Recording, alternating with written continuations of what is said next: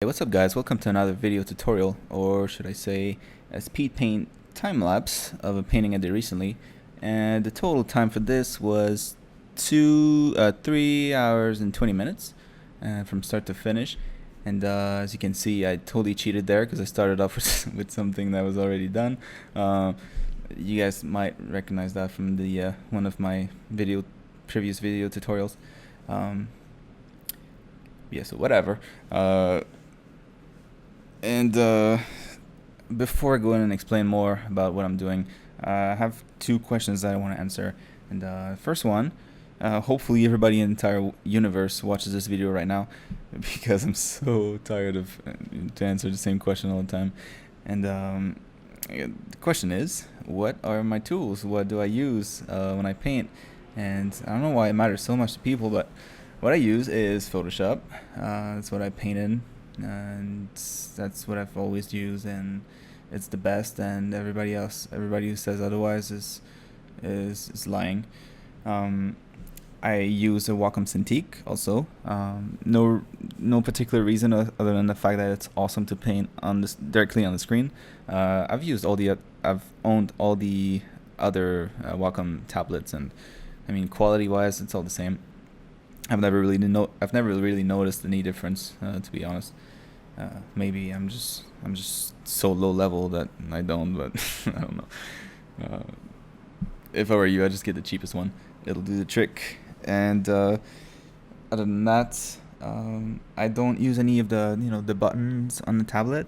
I just use regular hotkeys on the keyboard, and the only thing I change is C and V, and I set those to increase and decrease brush size, just because I don't know, they're close to everything else, and it's nice and comfortable for my fingers. And yeah, that's pretty much it. And the other question was, why do I not use layers? And there are two reasons for that. First reason is, I mean, other than the fact that it's really personal taste, but I don't use layers because I like the look when I don't use them. It's a more traditional look. I don't know. It looks more like paint to me. When you have to paint over your old brush strokes if you make a mistake, and there's always like some brush strokes left. Even if you paint over pretty good, there's always something left there, and I really like that look. And the other reason is because it makes me more confident for some reason.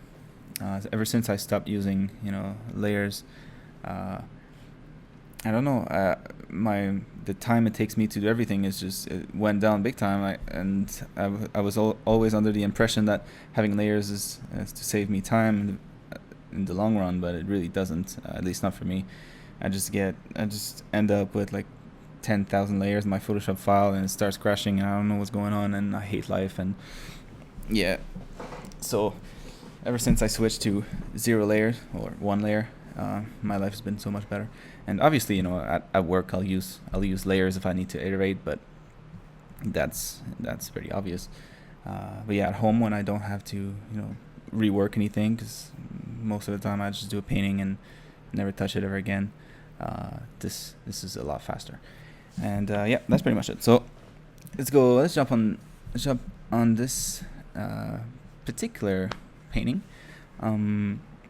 So the way I start, well, now I started with a character already, so I cheated, but whatever. Normally I started with nothing, so the way I would approach the speed paint is I'll try to find a brush that has an interesting shape, so not a round brush obviously, but something else, something that has like cool edges or unpredictable behavior. If you change the angle or whatever, and then I'll just do a bunch of scribbles, and most of the time it'll look like nothing to anybody else, but to me, the more I stare at it, the more it'll give me ideas on what to do. Kind of the same way if when you look at clouds, after a while some images start to pop out. It's the same principle, and that's what I do most of the time. I'll have a general idea of what I want to do, right? So if I want to do, is it going to be like a human? Is it going to be female, male, robot? That's pretty much the 3 things I do ever, but it's going to be one of those 3 is what I mean. And when I start, I have a preference, so I'll see something specific in the scribble. And after that, yeah, just go ahead and try to, start with a rough pose, and try to go as far as I can with it. If it doesn't work, like this one didn't work after a while, I didn't like the composition of it, and it didn't work with the environment, whatever, then I just change it. It's a speed paint. It's supposed to be rough, it's supposed to be quick, so don't spend too much time like polishing anything. The more brushstrokes you see, the better. And that's the deal with a speed paint. The main idea of a speed paint is to achieve the most result with the fewer brushstrokes as possible. So I'm still not that good at it, but every time I do one, I get better and better, and I use less and less brushstrokes to achieve more and more results. So yeah, you guys, this is the way to go to improve. I don't think there's anything else that's made me improve as much, but doing these kind of things. And yeah, after I'm done with the pose, I apply colors as soon as possible. I try to not stay black and white for too long. This particular one, I jump to colors from the beginning, but sometimes I'll wait a little bit longer to nail down my composition first.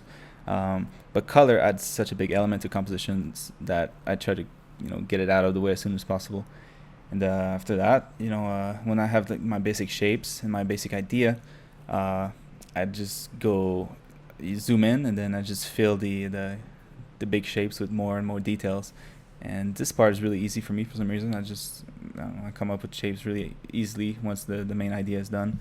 And yeah, get a big coffee before you start, put some good music, and never stop. That's the deal with this. You can never take a break.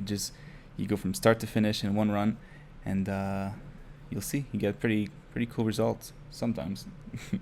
And yeah, that's it. Make sure you subscribe, and we'll see you guys next time.